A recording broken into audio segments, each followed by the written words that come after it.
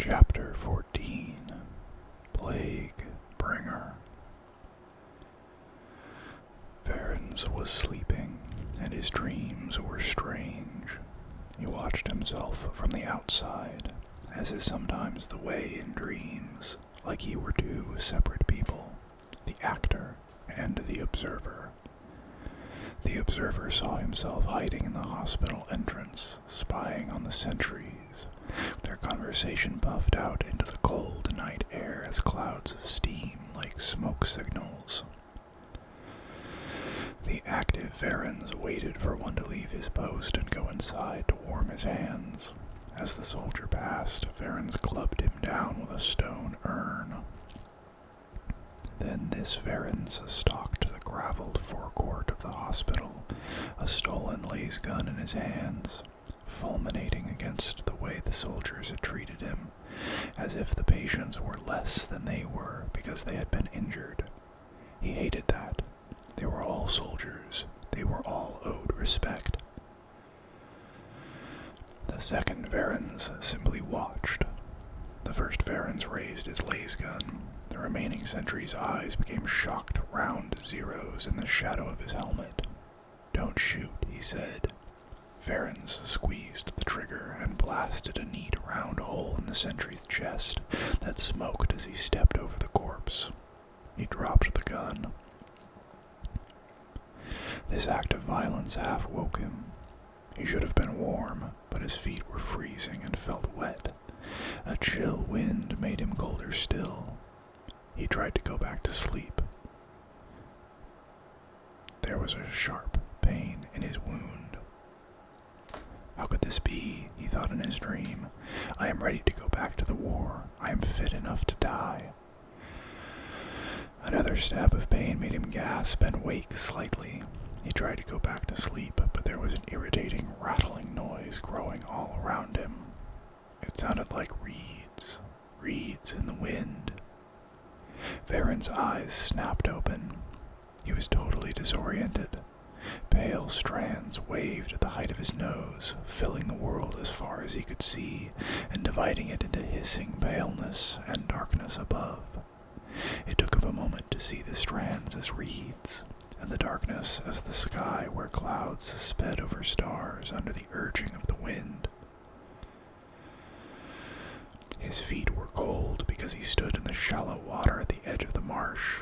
They were going numb. His skin bumped under his hospital gown. His hands were wet too, and his face. He would die out here if he did not get back. It took him a moment to get his bearings and locate the hospital. It looked small, the marble a blue blur in the dark. He had come a long way, well past the edges of the meadows and into the marsh itself. His dream came back to him, the dead soldiers. Or was this the dream, and what he remembered in the dream the true memory? It couldn't be possible. He could not hurt another soldier. He suddenly felt dizzy. He reached his hand to his forehead. There was something slimy on his hand, and he wiped it on his gown. His forehead was hot. And he had a fever. He should get back. There was something very wrong with him. He turned to face the hospital. His limbs were shivering and his muscles ached. Definitely a fever. "I've caught my damned death out here," he muttered. He sloshed through the mud, making for the firmer ground of the meadows. He had nearly made it when a familiar voice called out in the marsh. "Polis," he called back. He strained his ears. The last of the year's insects chirruped in the chilly night. He heard nothing else, and he dismissed the voice as a delusion. "1, 1, 1. "Polis," Varens said again, more loudly. He could see nothing through the reeds, which grew tall where the marsh turned into meadow. Cursing, he struggled his way onto firmer ground and looked back. Iaxa's solitary moon appeared from behind a scuttling cloud, lighting everything silver and black. 1. Polis's voice was thin as a distant scream. 1. Varens turned back to look at the hospital.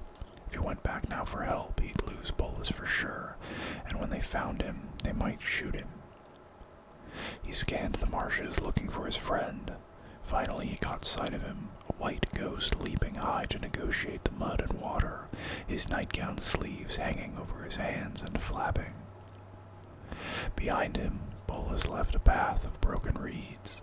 The trail meandered dramatically, but he appeared to be heading towards a thicket of low, willowy trees, clustering on a hump at the edge of the marsh's first mere.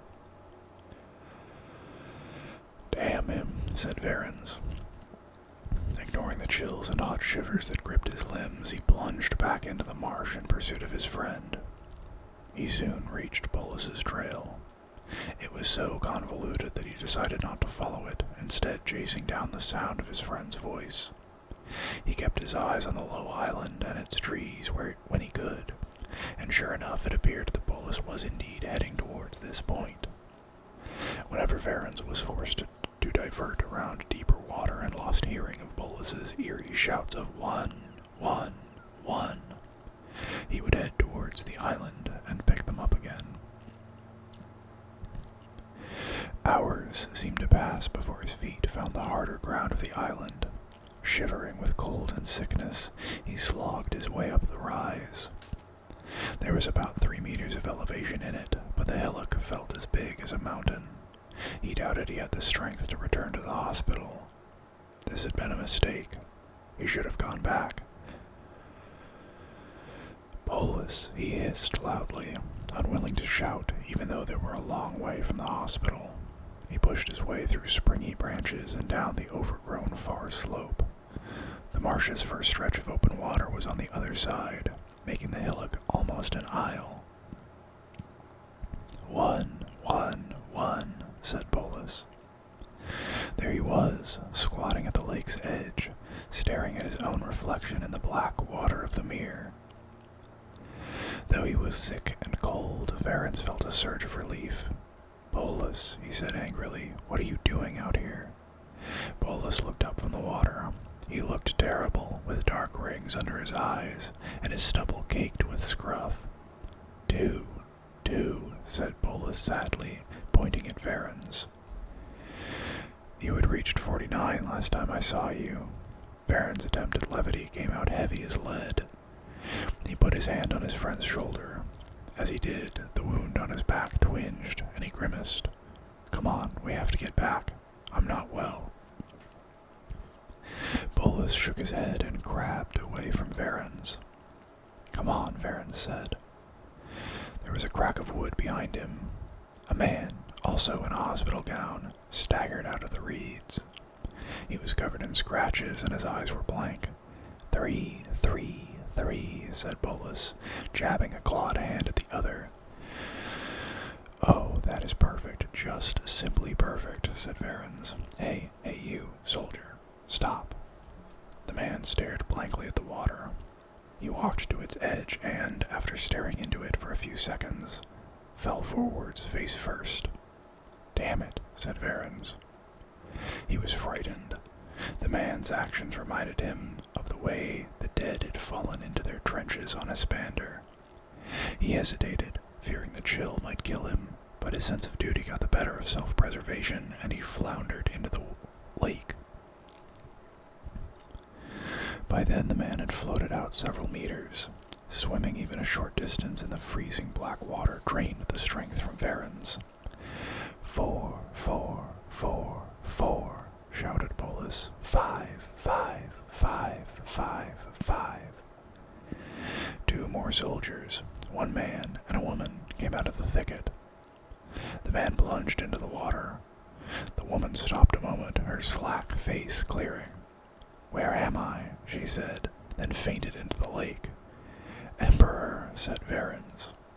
He dragged the unresponsive first man back to the shore and hauled the woman out onto the island. The other man fought him and sank out of sight in the peaty depths. Bolus, help me." 1, 2, 3, 4, 5, cackled Bolus, touching his fingers like a child learning to count.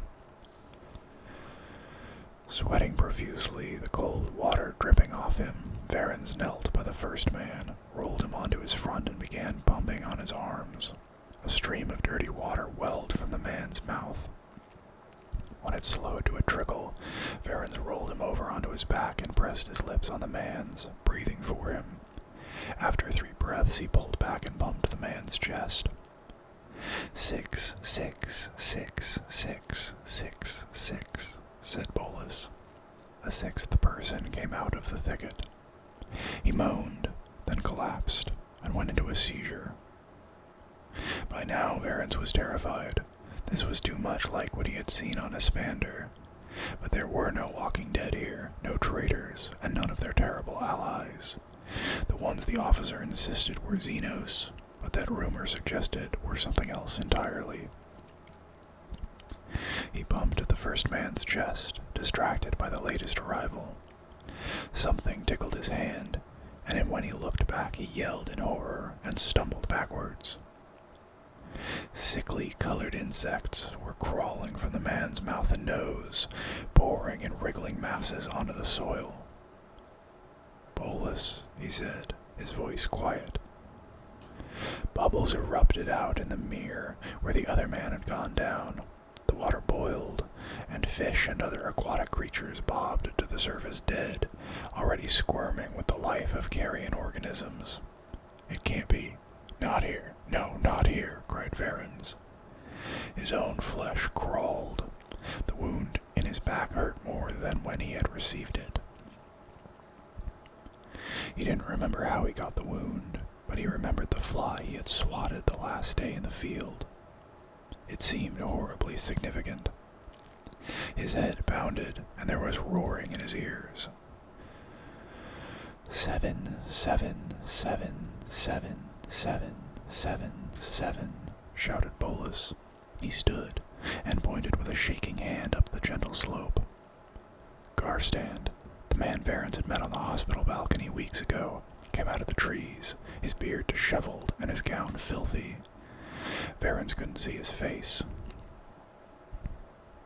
"Garstand," he said. "What's going on? What am I doing here?" "Varens, I was following Rusin. He told me to come. He said it was important." Unlike all the others, Garstand seemed to be in full possession of his faculties. But when he lifted his face towards Varens, Varens screamed. "Is it important? What are we doing out here? I'm cold. I should get back to bed." Garstand's eyes had gone. Fat leeches hung down his face, their pulsing foreparts buried in his eye sockets. A crop of boils deformed his forehead, swelling even as Varens watched. "Why can't I see?" said Garstand. "I itch all over. Have I been bitten again?" "Throne preserve me," said Varens. The pain in his back was becoming maddening. He jammed his arm behind his back to scratch at it. His fingertips brushed something hard.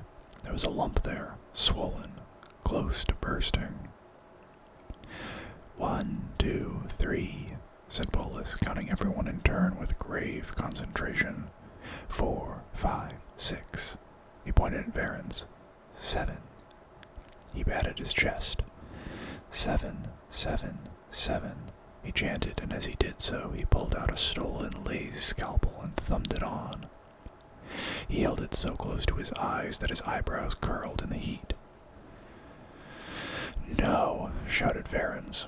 7, said Bolus, and cut open his stomach.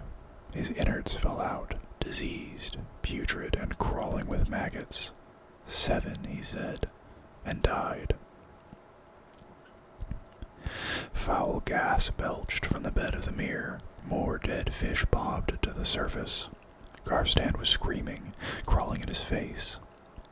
Darrens felt something moving under his skin. He tore off his gown, only to find the flesh of his chest writhing. Terrible pain lanced through him, and the wound in his back tore open.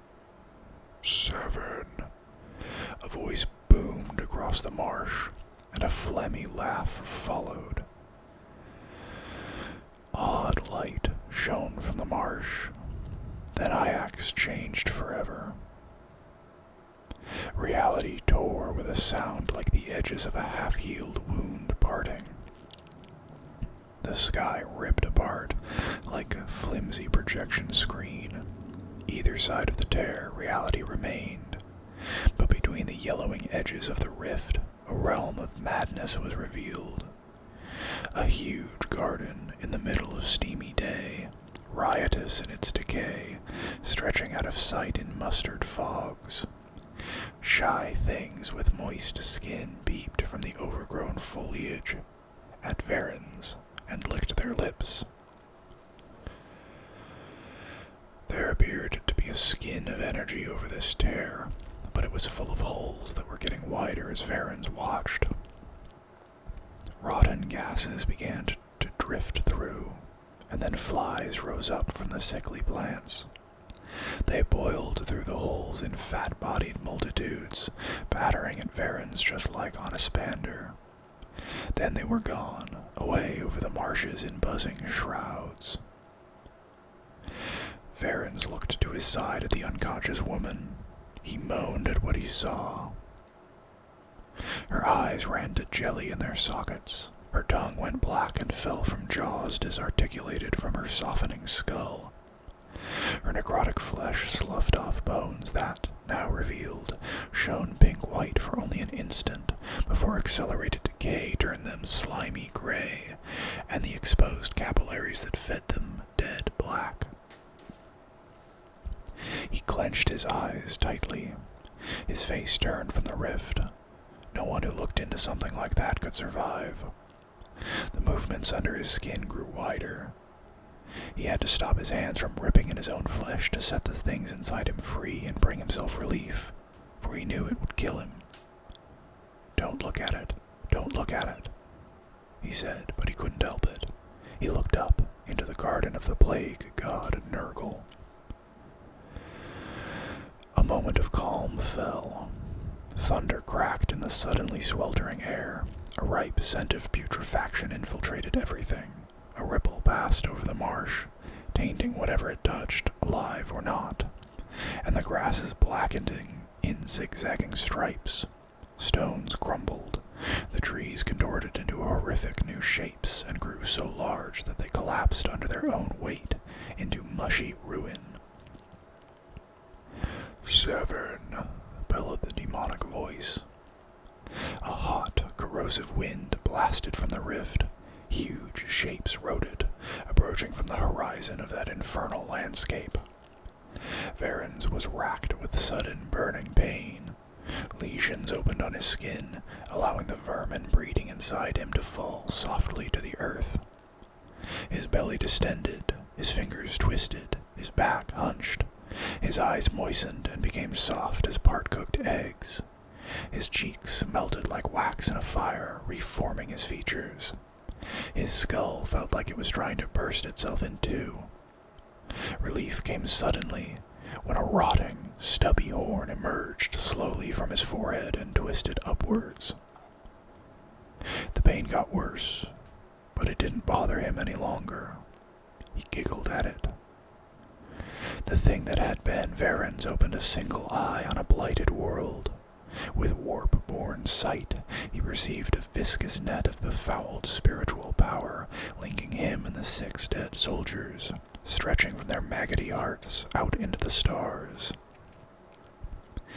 Questing tendrils extended themselves further over Ajax as he watched. All of the 7 chosen were marked by Nurgle in their own way, by obvious trauma, minor scratch, or unnoticed wound. Varen's own mark had been a flybite, dismissed in a moment. How bountiful this new lord was. The thing was pleased at the honor, and the last of Varens died under its pleasure. 1, 2, 3, 4, 5, 6, 7. The Plaguebearer counted the approaching shapes coasting through the hellish sky, and awaited its masters.